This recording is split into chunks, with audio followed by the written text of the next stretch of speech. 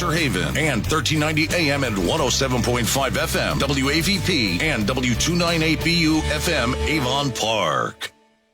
This is Boss Hogg Radio, home of Born to Ride Radio.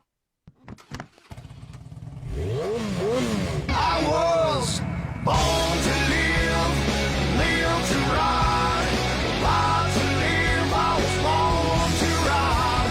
American built, we forever unite. And that's the deal. I was born to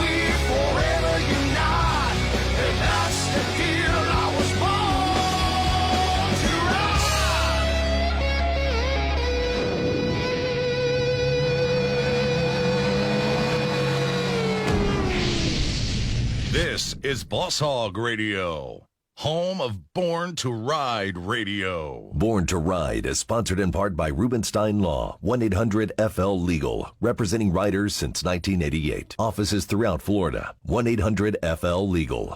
Everyone was right, I was born to ride. Born to Ride is a multimedia marketing and promotional machine with TV, magazines, streaming radio, and internet advertising opportunities.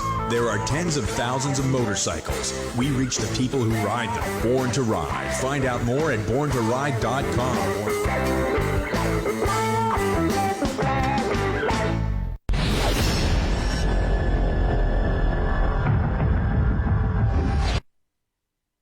You can join the motorcycle enthusiast conversation at 863-225-2000. Now, here's more of your hosts, Fester Jenkins and Mama Dukes, on Born to Ride Radio.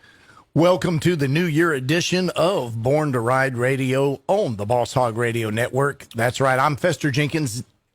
Mama Dukes is in the studio, running a little late, but she made it here, just ran through.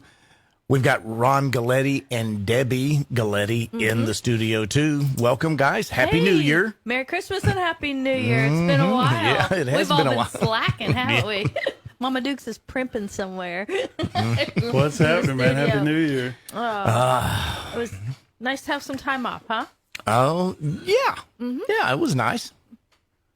And how about y'all? New Year, Christmas, everything great? Family, enjoy it, everything? Yes, nice. And it was nice to spend time with the family and, you know, all that good stuff. Food, lots of food. Our name ends in an I, so there's always lots of food. Did you ever see an Italian's refrigerator after Christmas? Woo! And Deb, behind you, I see it, the wheel.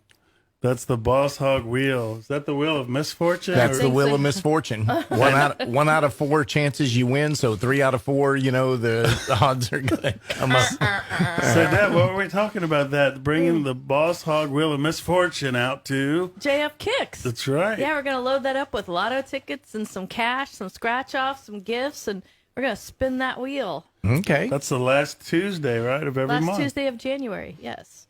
I'll tell you what. We've been doing this for 3 months now, and I've been purposely trying something different on the menu every time we go, and I have not been disappointed. Awesome. The shepherd's pie, loved it. Oh, The lobster mac and cheese, that was awesome. I mean, awesome, folks. If you like lobster mac and cheese, you've got to try JF Kicks, no doubt about that. And then this last time I tried the blackened chicken over the Alfredo. And again, Great dish. How was that? You got a good portion too. I saw you chowing down for a while on that. Yeah. You didn't go hungry, man. No. And then we saw. I know Ron came by and says, yeah, we ordered. And he says, man, y'all didn't order me. I'm hungry. I know, man. He was out. He was out there politicking and going all over the place. Yeah. Well, there's so many people there. Gosh, all those bikes. Those are good. Yeah, it's a good time. The band was good that night. Had a good time with the band. Smack. Yeah. I mean, I wonder how they came up with that name there. Yeah. Somebody missed a song or missed a chord or a note or something. Smack. So they were a good time. Also, what, 3-piece? They were sound like the little 3-piece band. Yep. Well, they good sound like for a 3-piece. Yeah, they sound like a 10-piece band. It was crazy. That was good. Good time. Absolutely. But JF Kicks, it's always nice on that patio anyway. Nice patio with that fireplace and, outdoors and everything. Oh, here comes Mama Duke. Happy New Mama Year! Dukes, Happy New Year. Hi, same to you guys. How are you? Fine. You guys have a good New Year's? We did. Everything, all the holidays, real good, real nice. What was really nice this year was a lot of friends and family were displaced because they couldn't travel and go where they usually go. So we had them over, and it was nice to spend the holidays with different people, and it was a good time. It was a really good time. Did you keep it under, like, the minimum and 6 feet apart? Uh-huh. Yeah. Yep.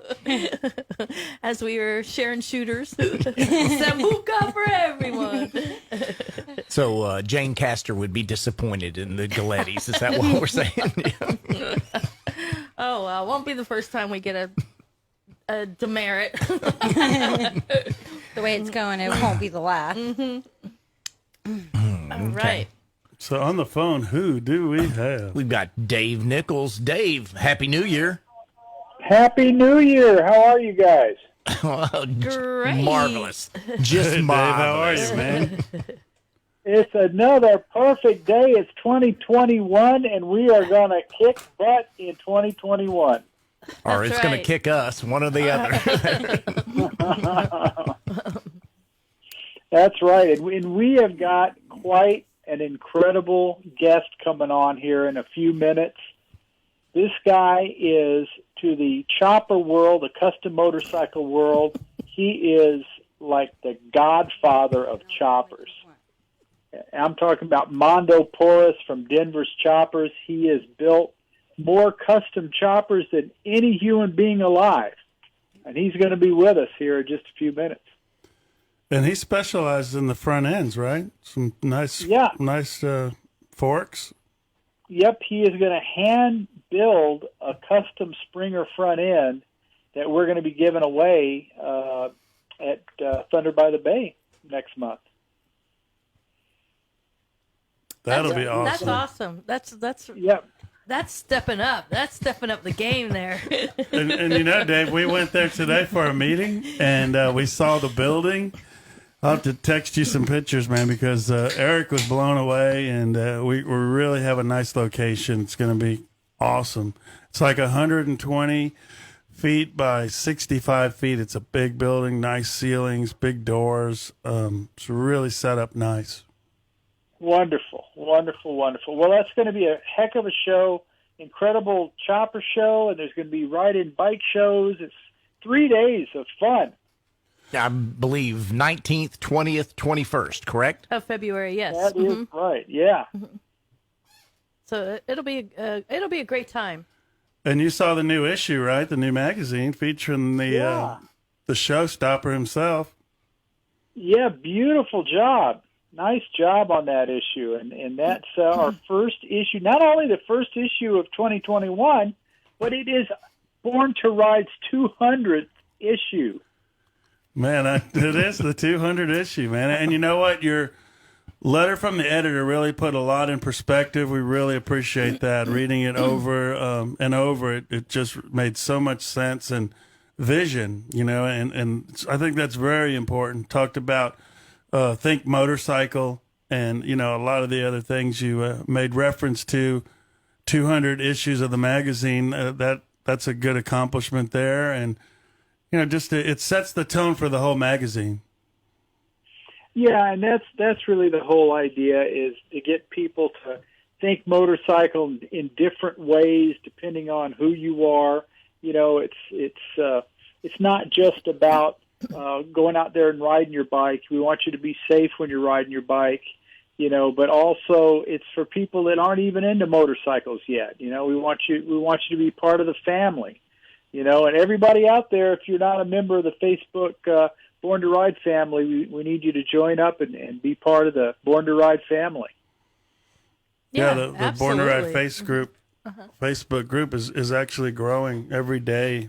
People all over the world. I was talking to a guy today from, where was he from? Denmark or Norway. It was Norway, and it's a really cool called Revolver Garage. Revolver Garage. It's a cool chopper site or group, and we're starting to network back and forth with those guys as well.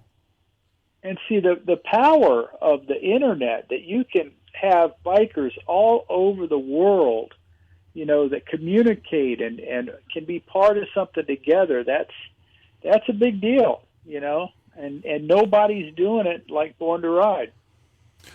Yeah, it's really cool because it started out where I shared the magazine onto their site, onto their group, and the guy this morning sent me an email like, this is just, we don't do advertising here. But he was nice about it. So I was like, well, it's a public notice. A magazine's for the biker community, for bikers. So, how can I help you? And because of the engagement that we had, now we're good friends, and he's helping us, we're helping him. And it's a universal language, man, and that's what's so cool. And then he started sending me these pictures of some of the choppers they build, and they're unbelievable, man, and it's on the other side of the world. And that's what motorcycling does for people, it brings people together. Yep, absolutely true. Absolutely true. And I'm telling you, wait till you guys, have you ever talked to Mondo before at Denver's Choppers? Never have, no. First time. Very excited. We know of him. He is it. If you talk about what a classic chopper looks like, chances are Mondo built it over the years, because it's every great custom bike magazine had Denver's Choppers in them. And he used to do so many cool things, like he would hide the oil tank in the back fender so that you wouldn't even see the oil tank at all. There'd be a little Sportster tank up there, and, these 16, 18 over Springer front ends that are so perfectly balanced that you can just turn them all the way and do little circles in the parking lot. They're completely light, balanced bikes. Amazing. And so Mondo will be on any minute now with us, and folks will get to talk to him. He is truly a living legend. Now, does he run his business in his shop by himself, or does he have partners? Or he's got some helpers, but it's mainly Mondo. All his creations, huh? And he's been doing this long. I saw some photos. Some photos of hair when he was brunette, and then silver fox. So there was another guy, Denver, right? A guy Denver himself, and then him and Mondo started the Denver Mullins. Denver Mullins and Mondo started it together, and then Denver passed away. He was really into these fast boat races, and he had created a special cockpit that would launch if you wrecked your boat, going a couple 100 miles an hour on the water. It would launch you off of it. Well, that's how he actually died, is he was in one of these capsules that took on water, and could not get to him in time. It was a terrible thing. But right after that, it wasn't long that Mondo decided, as a tribute to Denver, to continue Denver's Choppers on, and he did that in Vegas at the time, just outside of Vegas, a little town called Henderson. And now he's in Reno, Nevada, not far from Paco. And so they do a lot of cool stuff together, Denver's and Paco. And that's another good thing, because Paco's given us a beautiful rigid frame to go with that Springer front end. So whoever wins the best chopper at our incredible custom chopper show, they're going to get this beautiful chopper frame and a beautiful Springer front end by Mondo. So it's going to be pretty cool. And Eric had a great idea. He said, whoever wins these parts, we should follow them throughout the year and have them put together a build and bring it back to the next show. Yeah, we're going Absolutely. to try to get someone to give a headlight, and then maybe a whole rolling chassis, eventually some wheels, tires. And in the studio we have Joe from FTW, who's giving away $1,000 to that same winner. Somebody's going to win a frame, a front end, and $1,000. Cashola. And that's not in the bike show itself. It's with the display bikes, the builders. They'll vote amongst each other to award a winner. So it'll be a real deal bike builder, chopper builder, and we're also going to have the chopper show on Saturday as well. Mm-hmm. So right, and the chopper show itself, that's there's a ride-in show, and then there's the actual builder show. So it's a big deal. It's going to be. The only thing I can think of is it's sort of like Born Free in California. It is just a great, live show with music and vendors, and it's just going to be great. Well, we could only hope that it could be that good as Born Free, because those guys really know what they're doing. That's a tall bar. And it's really some awesome people are part of that, and we just want to bring that vibe and try to bring the that lifestyle together here. And it's exciting because it's part of a bike rally already. 24 years, Thunder by the Bay in Sarasota has been doing this rally.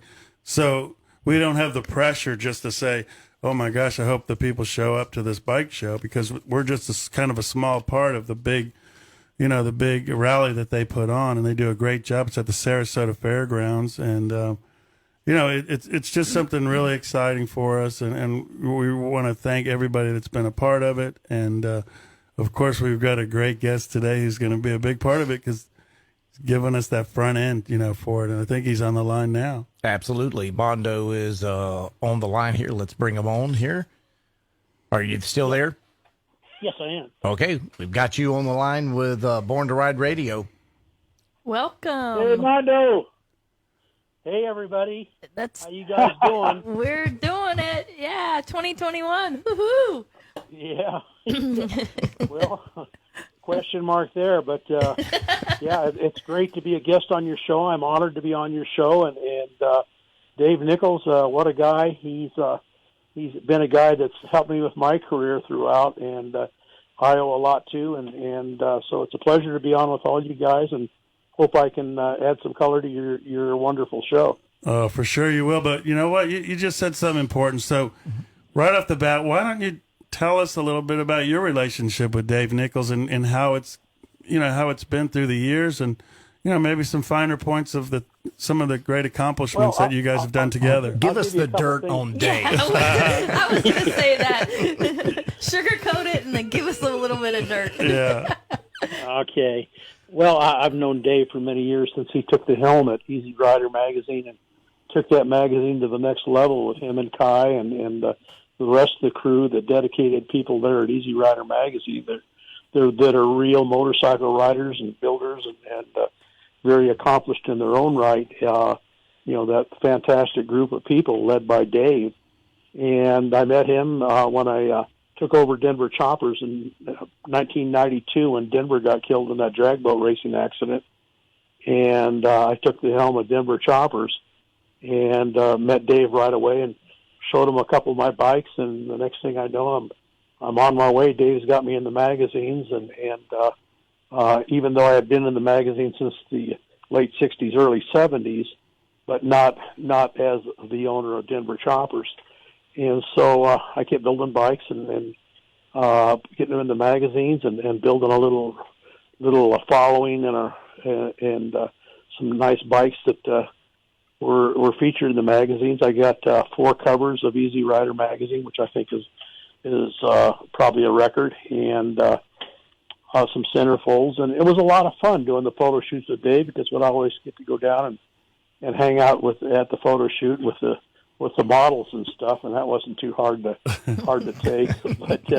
But Dave, you know, I don't know if you guys know this about Dave, but he was one of the guys that when Biker Build-Off started years ago with Tom Beers, and they went to Dave and says, Dave, we want to do this show. I think it was Dave's idea to feature two bike builders against each other, along with Billy Lane, I believe.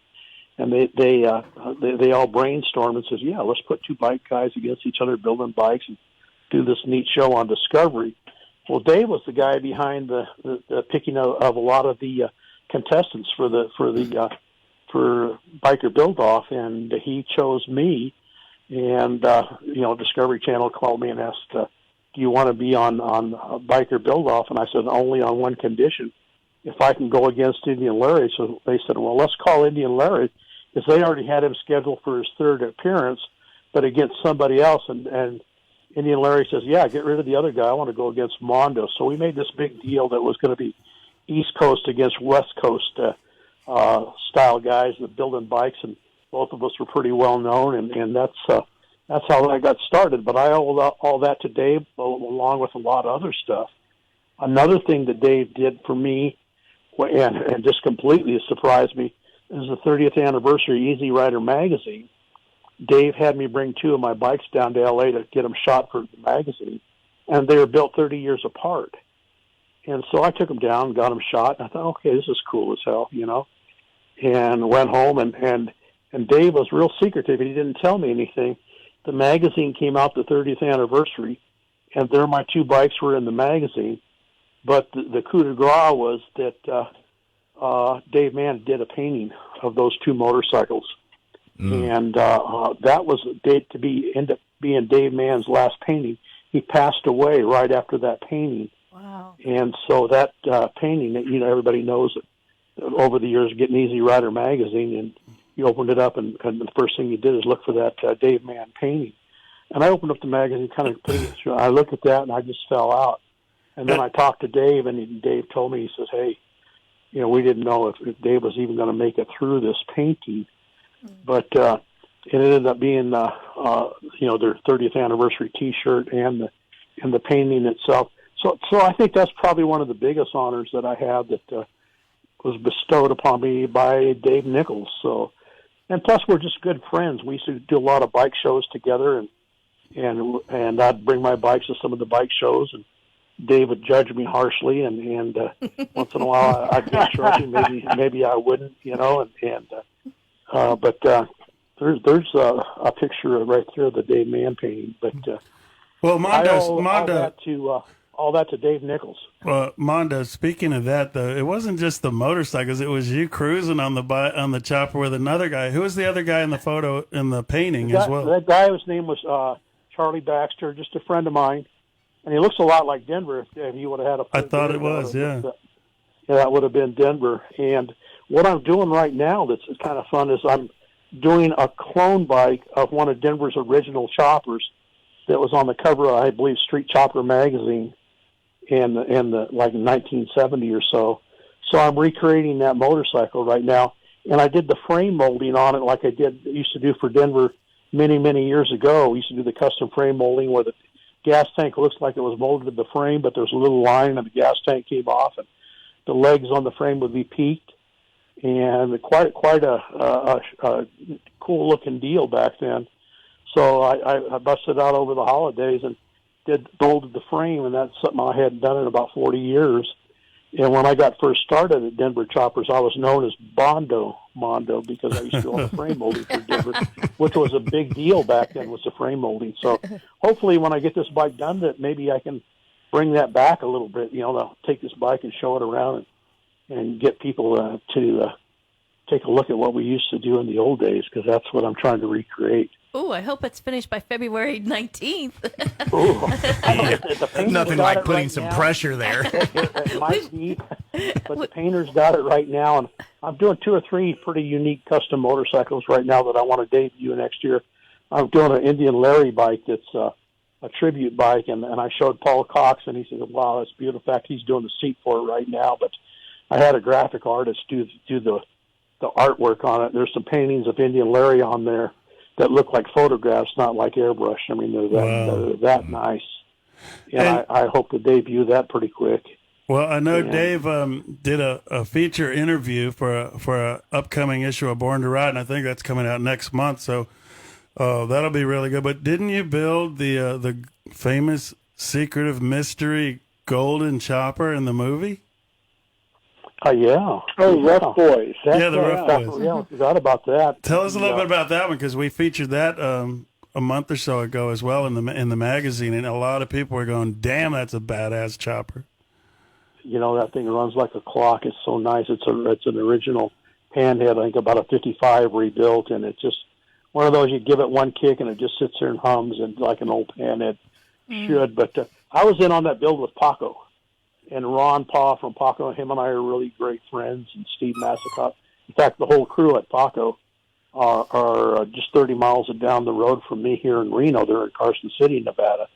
So I spend a great deal of time down there in the R&D department and walking around grabbing parts and stuff like that. It's that's probably one of the best kept secrets in the industry is Paco. It's about 120,000 square feet of a custom shop that people don't realize that the beautiful bikes that come out of that place, and they've been in business for 50 years, and Ron just was inducted in the Hall of Fame, and quite an operation. You know, if you ever get a chance, go by Paco and check that out. 120,000 square feet. I mean, that's almost a Walmart, a super Walmart. Pretty Yeah. damn big. That's huge. Wow, I didn't Raw run that through my metal head. comes in one end of the building, and beautiful chrome parts go out the other end of the building, and frames and front ends, and everything. And you know, the stamp parts that he builds, and the aftermarket parts that we all use on our bikes, and a lot of stuff that goes to Ted Cycle and a lot of other people comes from Paco. So you know, we do what we do, and they're a big part of what we do, and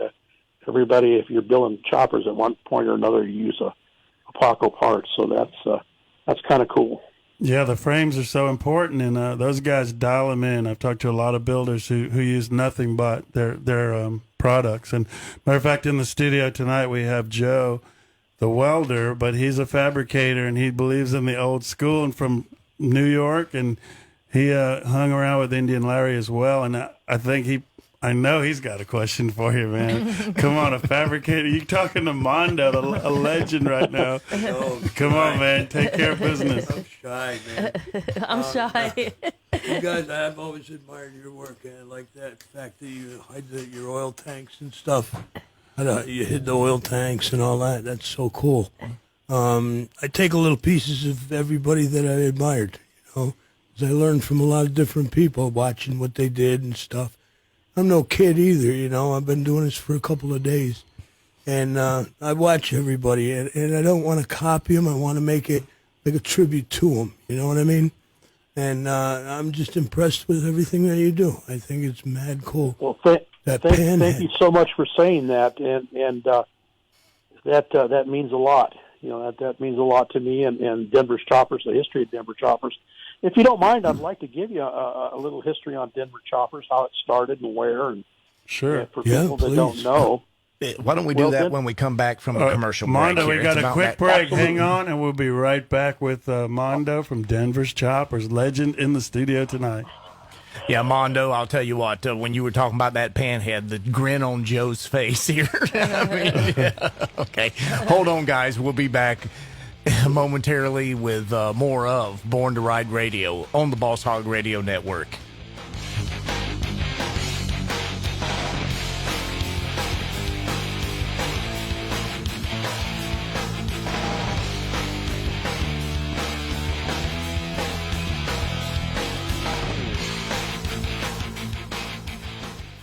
Check out the all-new BornToRide.com with radio, TV, industry, adventure, events, magazine, social media, and much more.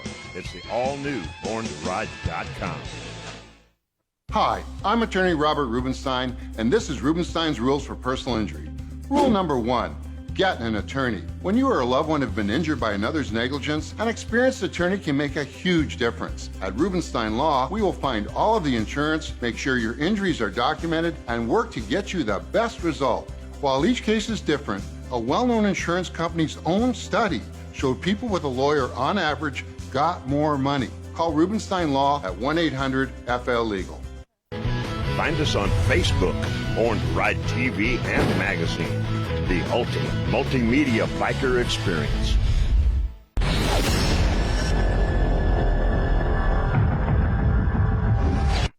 This is Boss Hogg Radio, home of Born to Ride Radio. You can join the motorcycle enthusiast conversation by calling 863-225-2000. That's right, folks. Welcome back to Born to Ride Radio. In the studio, we've got Joe the Welder from, Joe?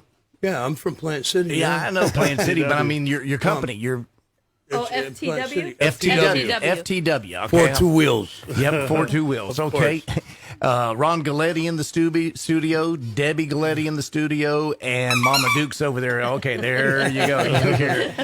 On the line, we've got Dave Nichols. Are you still there, Dave? Yes, sir. Okay, and also we've got Mondo from Denver's Choppers. You there, Mondo? Yeah, I'm here. Welcome back. Okay. Right. Now, where were we? There was a question. I think he was. Mondo is going to give us some info on some history. I mean, 50 years in the industry, man. You got to bring it. Give us some knowledge, man. All right. Denver Choppers was the brainchild of a guy named Denver Mullins out of San Bernardino, California. And we call it, the guys around the country call it Purdue. So Purdue was the capital of the bike building industry and the custom industry. It was home of the Hells Angels, started there. The Vagos started their clubhouse was right behind our shop in San Bernardino. So it was a little biker community that we grew up in right there in Southern California, close to the mountains and not that far from the beach or Hollywood. So we were kind of centrally located. But we started out building custom cars, and I used to hang out in Denver's shop, and he did chopping tops and custom painting, and he did the airbags. And back then, they used airbags in the cars and for lifts and stuff like that. So with the custom body shop, and as a young kid at 13, I started building cars. So I started hanging out at his shop, and Denver couldn't get rid of me, and then he started showing me how to do body work and paint.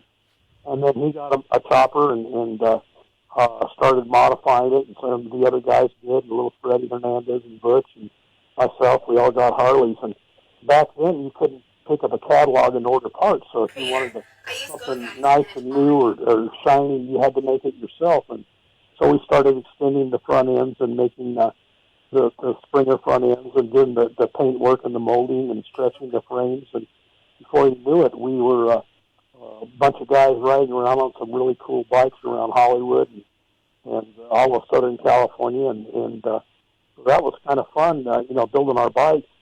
And people started coming to us and say, "Hey, we like your bikes. Can you build us more? Build us a front end or this or that?"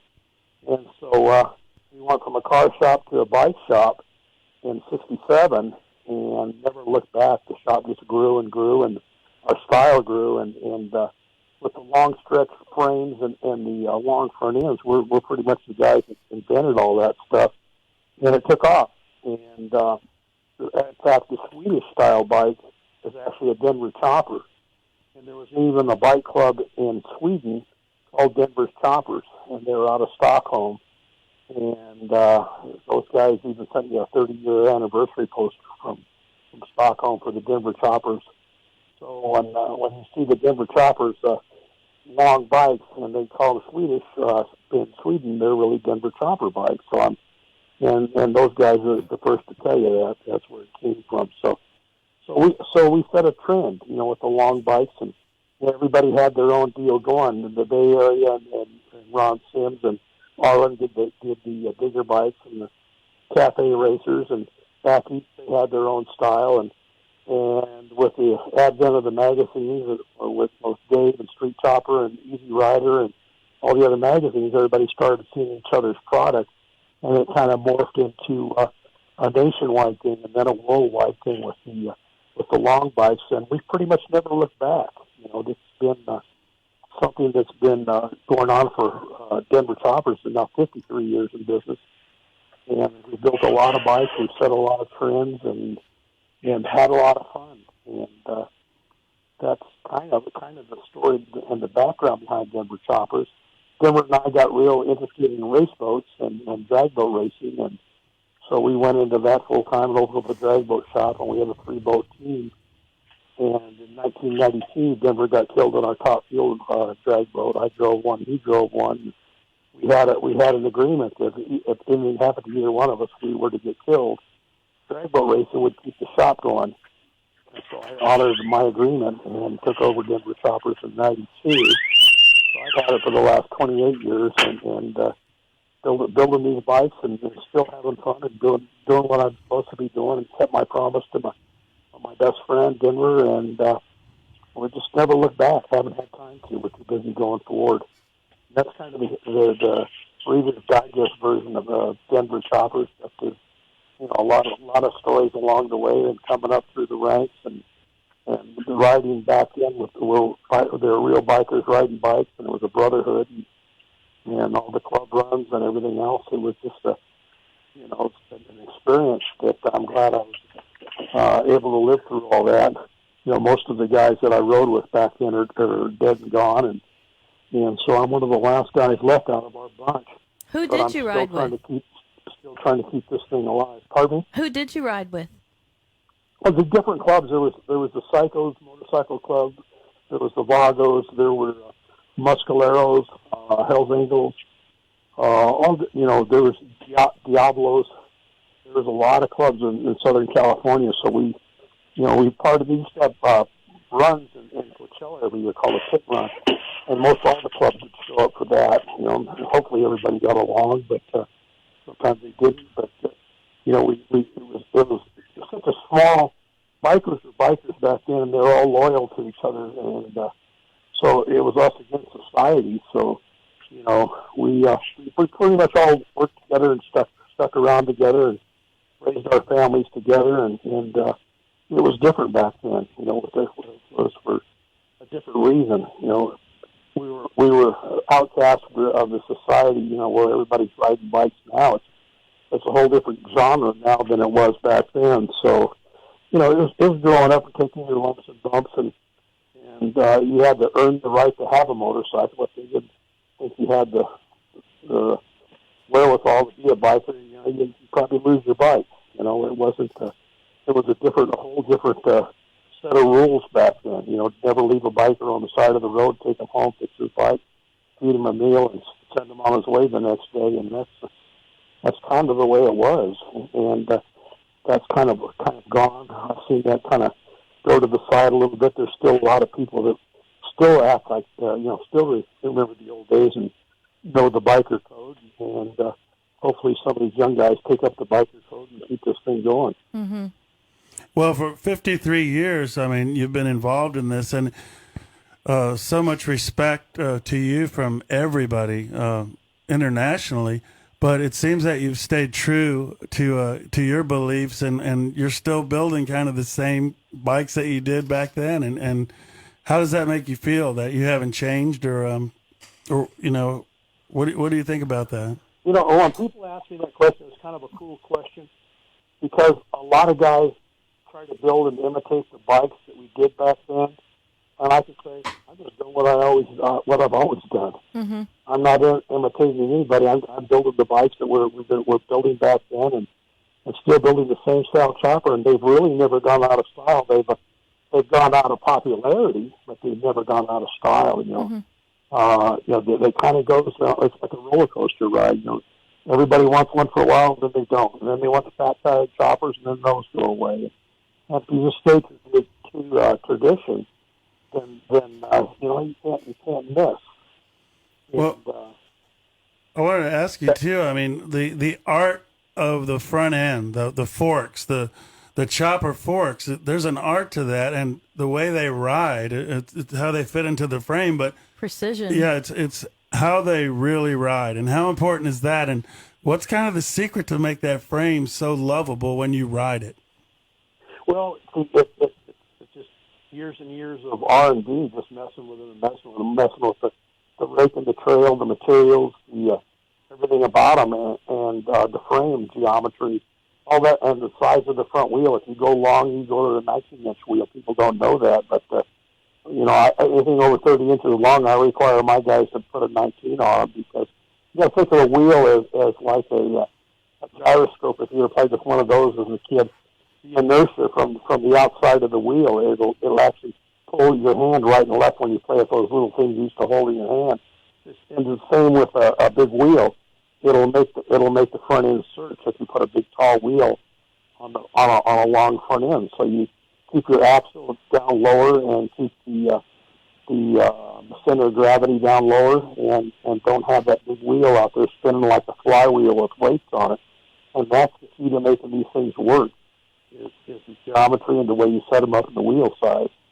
So that's just worked for me, and I found that out through the years, and continue to do that, and we can make these front ends work. I've got one guy from Atlanta right now. He's got a 30 over bike. I built him a couple of years ago. He's got 150,000 miles on it. He rides back and forth across the country. Name's Tim Smith, and he's got a 30 over bike with a Denver rigid frame and jockey shift and an SNS motor. And he rides 800 to 1,000 miles a day on that. I've been with him when he's done it. And back and forth, and that bike has never let him down. And he said it was probably one of the most comfortable bikes he's ever ridden, because of the way he packs all his gear on the back. He just leans against the gear and pull back bars, and just you see pictures of him all over the internet of him.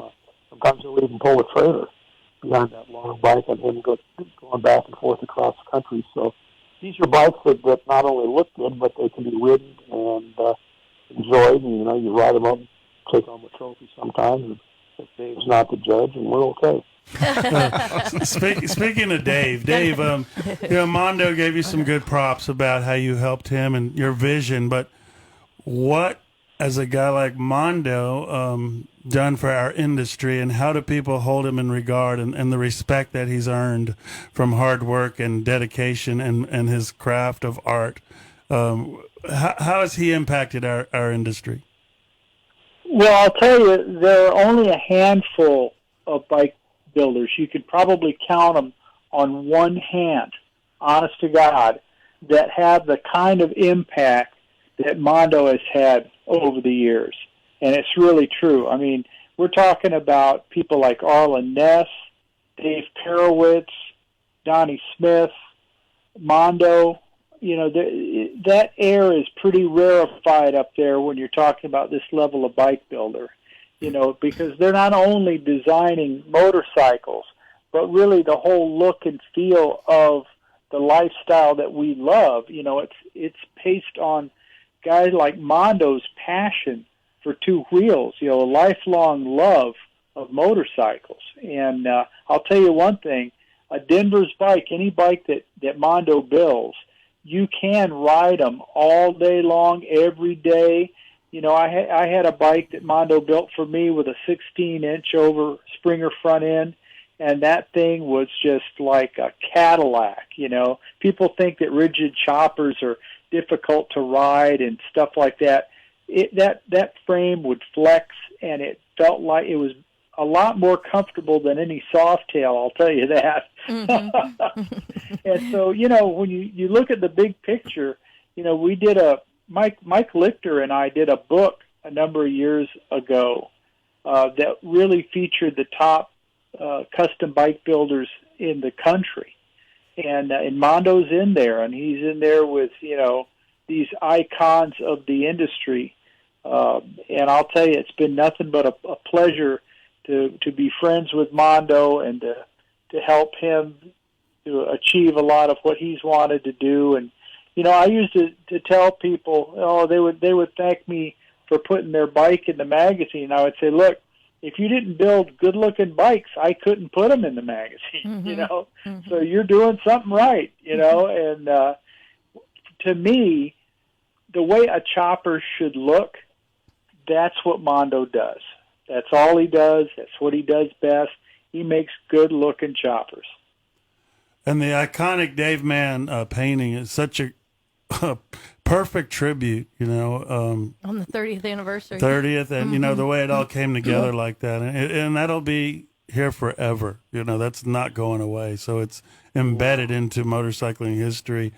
Joe, what do you think of the setup that Mondo was talking about? How and Dave, what they're doing with what he's, what he does. Yeah, that's absolutely correct. What he says. When I was a kid, I hated math, but I used math every day, all the time, and now I don't even think about it. It just happens, And when my children were growing, I used to tell them math is everything. Math is everything, and I made them count everything, and I made them multiply and divide.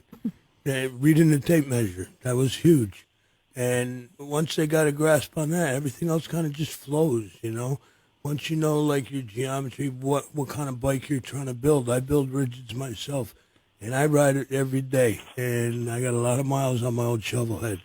And mine's a shorter front end, more of a New York style.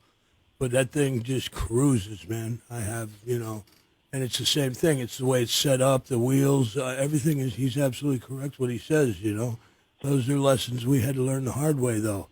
I remember having long front ends, and they would bob all over the road and chuck, and you'd have to, kind of pray to, whoever you believe in to get around that last turn, man. It was like, wow, I can't imagine I did that.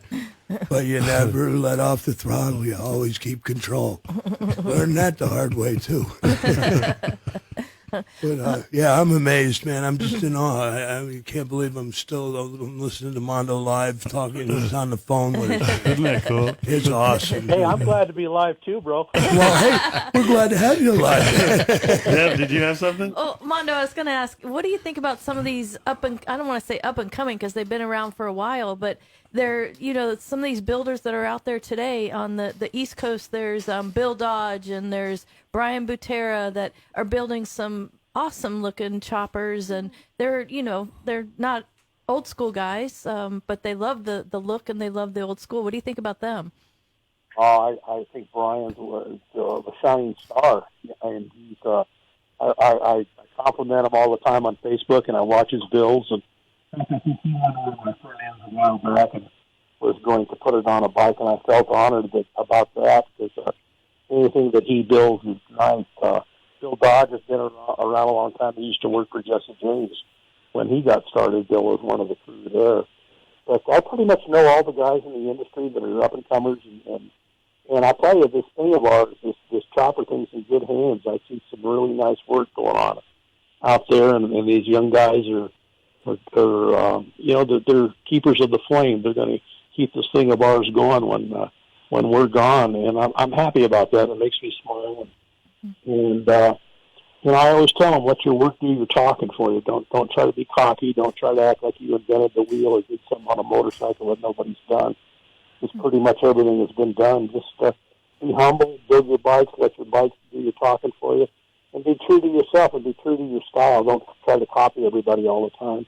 Come up with your own deal and your own thing that makes you stand out in the crowd. And some of the young guys listen, some of them don't, and the ones that don't usually don't last long. They're in it for the wrong reasons. They try to get in it for the fame instead of the love of the build and the love of the lifestyle. If you get recognized, it's because you've done good work. Like Dave said, you got a nice bike, it'll go in the magazine. So just have fun at it and don't let it stress you out and think of it. You got to be better than everybody else because there's always somebody better than everybody else. There's guys that I look up in the industry and I think I'm nothing compared to them. And Aaron Green is that man. He's one of the guy, Roger Goldhammer. Those guys, I feel like I can't hold a candle to them. And they're younger than me, but they're masters. They're masters at their craft, and I love them both immensely. And I travel with Aaron Green a lot, and him and Billy Lane. Those guys are masters, and so I think age has nothing to do with it. It's heart and soul, and your passion for what we do, and you can knock this thing out of the park if you just be true to yourself and come up with some good ideas. Man, that's awesome. But Mondo, when you first started, or how did you get inspired to say, that's what I want to do? I want to build choppers. How did that all come about? That's a good question. When I was a young kid, and I went to the corner market one time, and I was taking my Coke bottles in to change them in for some change for some candy. I must have been about 10 or 11 years old, and I saw a group of bikers. There was bikers on a club called the Road Rebels come pulling up, and I saw them, and I go, man, that's the coolest thing I've ever seen. I want to be one of those guys. And so it never left my mind, and then when I got hooked up with Denver and playing with the cars, and then we got into the bikes, it was kind of a dream come true.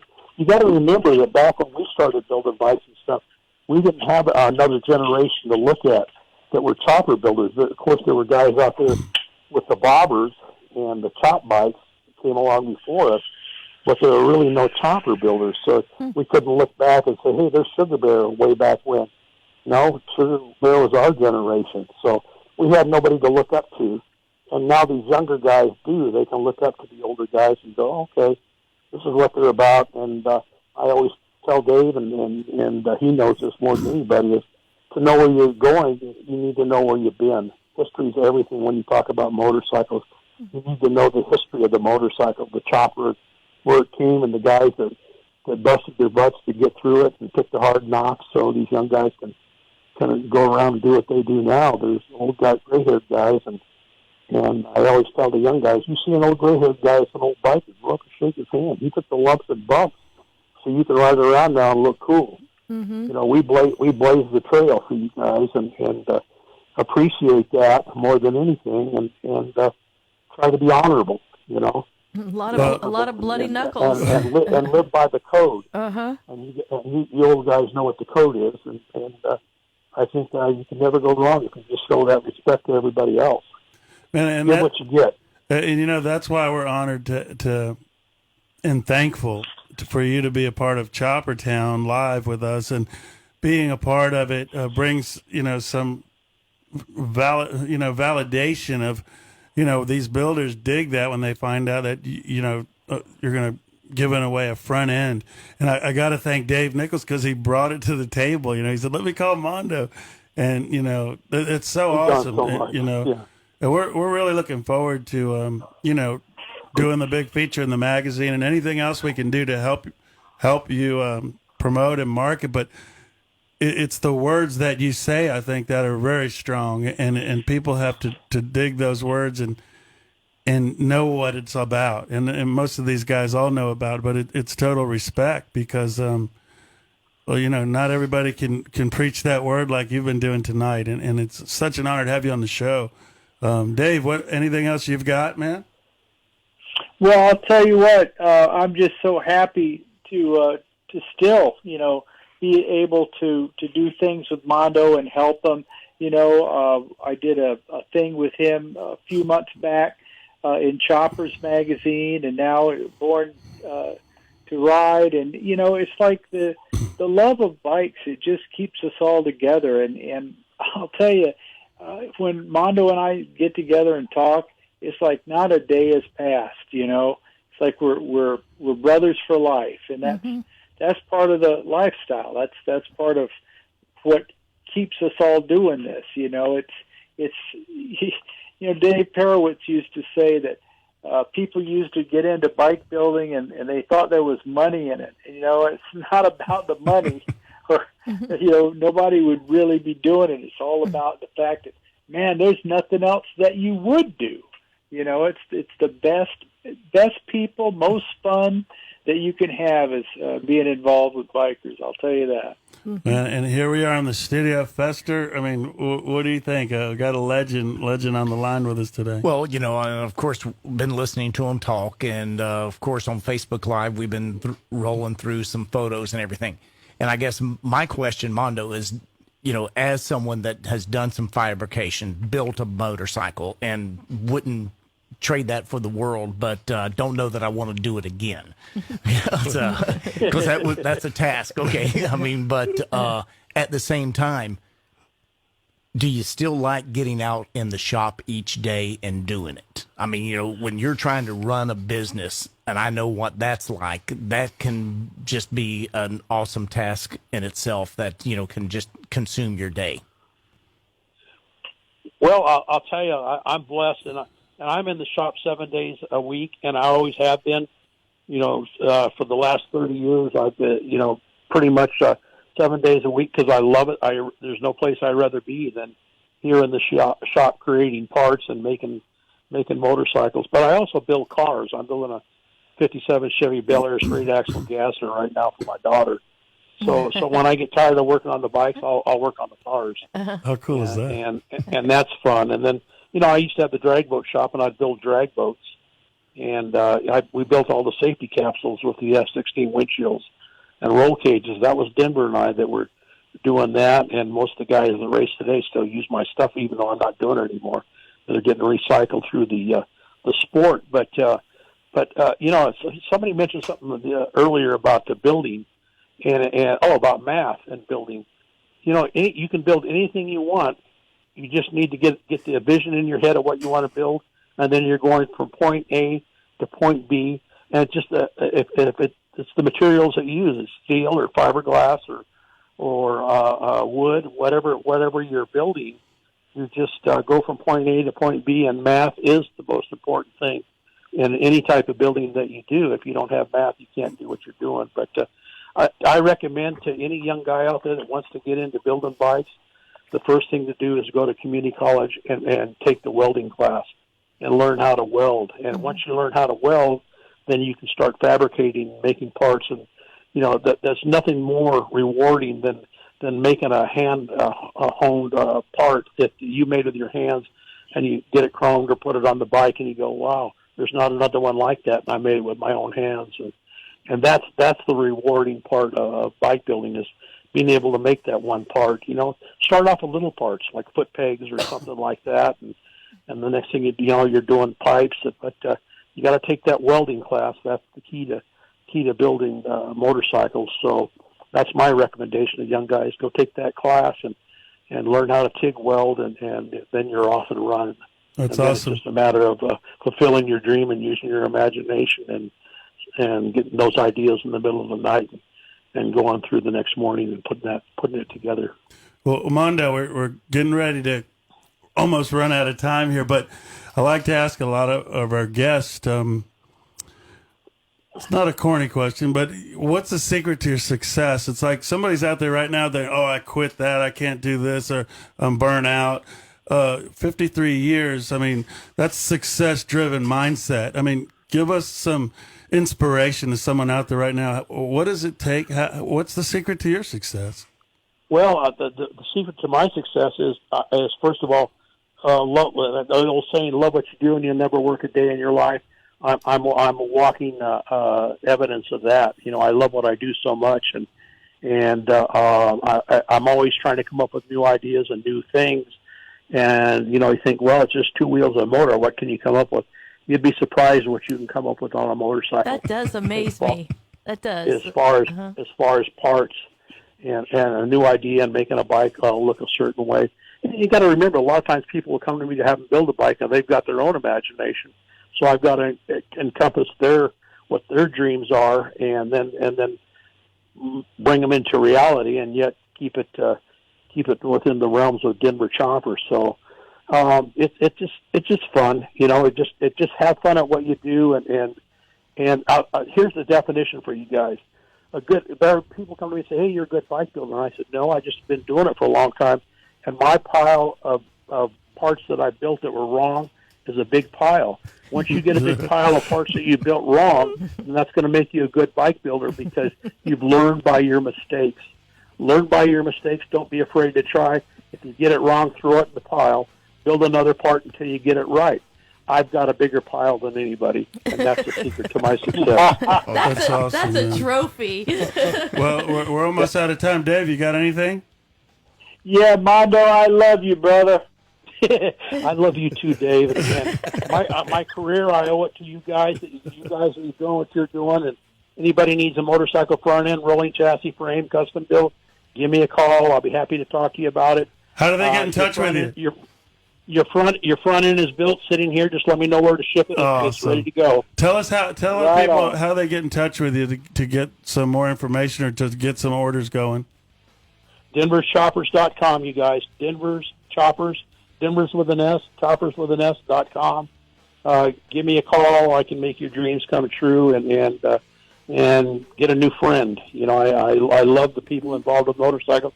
We'll see you in Sturgis this year, you guys. We'll be doing we'll be involved with about 4 or 5 different bike shows this year in Sturgis, and come out there. And Buffalo Chip will be putting on a bike show, an old school show, and so I love doing the bike shows. I put on a show here in Reno on the West Coast called Street Vibrations, and that's a big indoor show every year that I do, and I do some on the West Coast, California. So get online. You'll see where we're doing shows. Come out and meet us, and let's talk about old days and motorcycles and your kids and your dogs and cars. All right. We appreciate it. Thanks so much, both Dave and Mondo, for joining us on Born to Ride Radio. Much respect. Yeah, good show. Honor and a pleasure, you guys. Thank you. Man, let's do it again. All right. Y'all have a great evening. Stay safe. Anytime, you guys. Okay. God bless you. Thank you. Okay. And you've been listening to Born to Ride Radio on the Boss Hogg Radio Network. I'm Fester Jenkins saying again one more time, keep it in between the ditches, stay safe, and until next week, enjoy.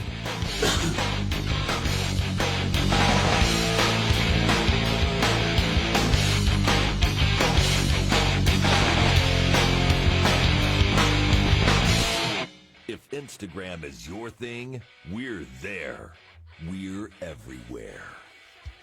Follow us at #Born to Ride Motorcycle Media, your #1 motorcycle resource. Yeah, I have to say, Born to Ride has been a big influence on my trailer sales in the last 2 or 3 months. It's been nothing but a big surprise. I mean, the magazine articles, everything in the commercials, it's been nothing but the best of help to me in my business. Is your business becoming invisible? Create a great advertising relationship today with Born to Ride. Call 888-795-5779.